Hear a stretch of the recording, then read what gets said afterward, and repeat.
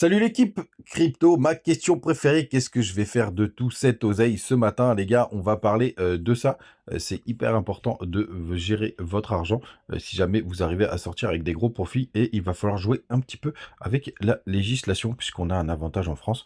Du coup, ça va être le petit sujet du jour. Bien évidemment, on ira voir le Bitcoin à court terme et son petit breakout.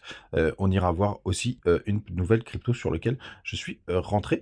C'est parti, un BTC ce matin, 69 000 $, ça fait plaisir, 1,2% de hausse. On a Ether qui rebondit un peu plus fort. Bien évidemment, on ira voir la paire ETH-BTC, on est à plus 3,5%. Missile Sol, il pousse un joli 6%. Je vous avais dit dans une vidéo que les fundings étaient assez intéressants. On a aussi ADA qui pousse un joli 5,6%, Link et Bitcoin Cash quasiment 5%. NIR 6%. Dans le milieu du tableau, c'est aussi très vert, hein. On a des belles pertes du côté de Fed, de CAS, ça pousse entre 4 et 6%. Phil 5,7%, 7% du côté de FTM et Arbitrum, et c'est Ranger qui ferme la marche avec plus 3,7%. Ce matin, les gars, du côté du weekly du BTC, je suis sur les contrats CME. Je reviens de l'autre côté. Pour l'instant, on peut considérer qu'on a bien break notre trendline. Alors attention, bien évidemment, on peut faire un petit pullback dessus cette semaine, hein. Le pullback qui serait aux alentours des 67 900 $, non allez 68 000 $, ça poserait aucun problème. Ce qu'il faut, c'est ne pas réintégrer et clôturer à l'intérieur. Regardez, notre épaule tête épaule, elle a très bien fonctionné. On peut avoir aussi ce petit pullback sur cette zone là.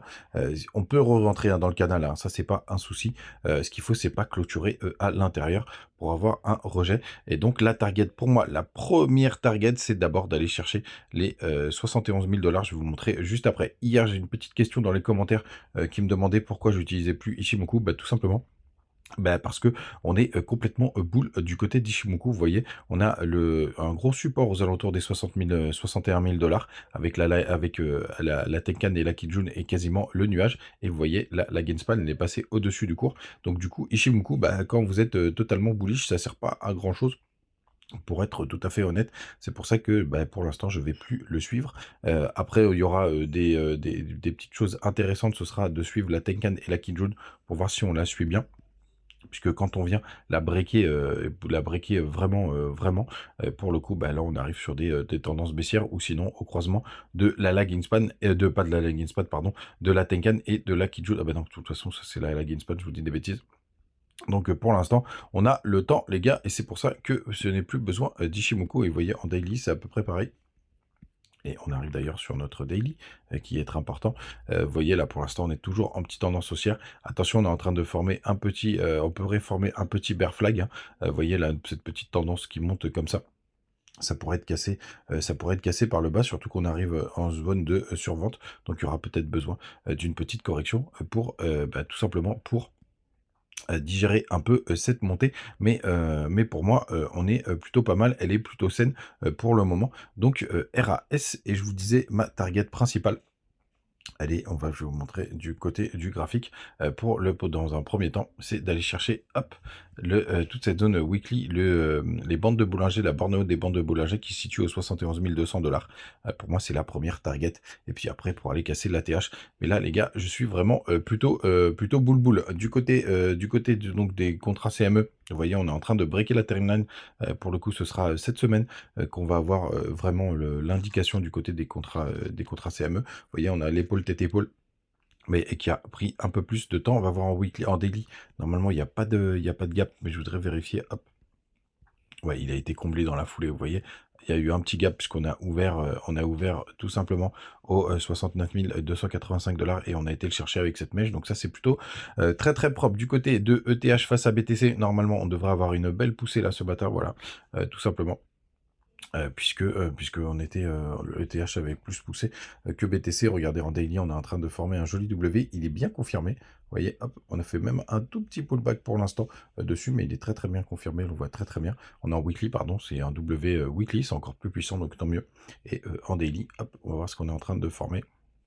Mais on est daily, on essaye de faire un joli W. Pareil, je vais plus avoir, si remarquez chez Moko, il pourrait servir, sur celui-là, le Total 3, il devrait être pas trop mal, ouais. Regardez, là, on est en train de s'appuyer sur le nuage, la Tenkan, la King June, donc ça, c'est plutôt propre.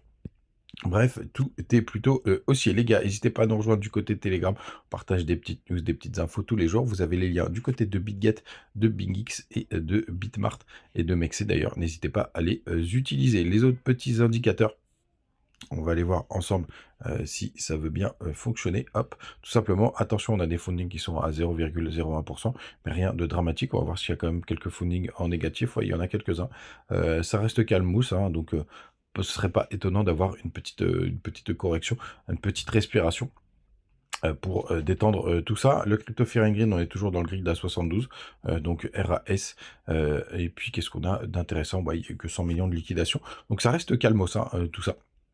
Tout simplement, et quand on va dans les plus petits time frames en 4 heures, par exemple, on voit que pour l'instant, on est en train tout simplement de chasser les stops, donc faudra faire quand même attention de ne pas avoir une réintégration, mais franchement les gars, ça sent plutôt bon pour le moment. Il n'y a rien qui indique un retournement de tendance en ce moment, les gars. Donc, ma question préférée, qu'est-ce que je vais faire de tout cette oseille? Je sais plus où est-ce que vous avez... Où est-ce que vous m'aviez posé la question?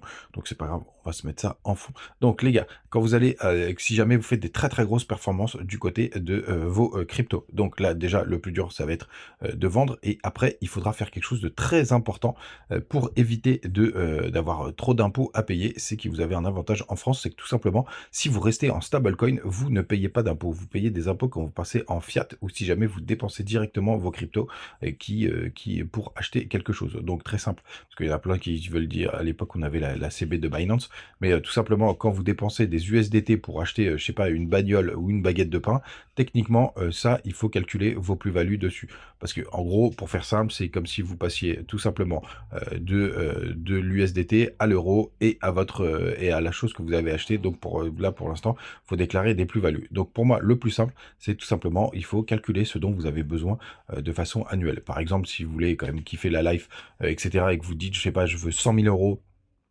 pour faire par an pour pouvoir kiffer, bah, tout simplement vous sortez 100 000 euros et vous savez que vous allez avoir une flat tax d'à peu près de 30%. C'est un calcul qui est un peu plus qui est un peu différent, mais quand en gros vous avez fait des gros multiplicateurs, bah c'est comme si vous payiez 100% de la flat tax sur ce que vous sortez. Donc t'es pas à peu près, on va prendre cet exemple, vous devez payer 30 000 euros de flat tax et vous sortez rien d'autre de plus. C'est-à-dire que vos autres cryptos, vous les laissez en USDT, vous les faites travailler, hein, tout simplement, parce qu'il y a des placements en USDT qui sont sûrement beaucoup plus intéressants d'ailleurs que ce que vous avez du côté des Codevie et toutes ces conneries là, des livrets A et tout ça. Donc tout simplement, vous gardez ces USDT, vous les faites travailler, et vous ne sortez uniquement ce dont vous avez besoin, et du coup ça vous fait quelque chose d'exponentiel parce que votre capital continue de grossir tout simplement sans avoir à passer en euros, parce que bah, dès que vous allez, si par exemple vous faites 1 million d'euros, je prends le cas le cas de ouf, bah, vous allez devoir payer 300 000 euros, alors que si vous sortez que l'argent dont vous avez besoin, vous payez 30 000 chaque année par exemple, et vous continuez après de repartir dans le beau run, pas besoin de refaire des conversions, etc. Et tout simplement vous respectez la loi, vous faites travailler votre argent, mais en crypto-monnaie directement en USDT, et puis pourquoi pas faire des magnifiques shorts. J'espère qu'on va pouvoir faire ça pour le prochain bear market, comme je vous le disais dans une des vidéos. N'hésitez pas à me dire ce que vous en pensez en commentaire, les gars, et puis on va passer à ma petite crypto du jour. Et ma petite crypto du jour, c'est Tommy, tout simplement, de Tominet, et c'est une petite crypto qui m'intéresse fortement. Vous avez évidemment toutes les informations du côté de Twitter pour savoir à peu près ce que c'est. Alors c'est listé sur BingX et sur BitGet, hein, comme d'hab vous avez les liens en description.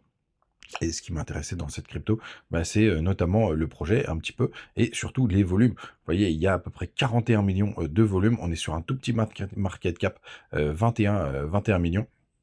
Alors, j'ai pas trouvé trop d'infos sur la dilution, donc n'hésitez pas à me le partager en commentaire si vous trouvez des infos, hein, puisque vous voyez, le plus important, c'est surtout de regarder pas la total supply, mais surtout la max supply. Et vous voyez, pour l'instant, elle est pas claire, tout simplement.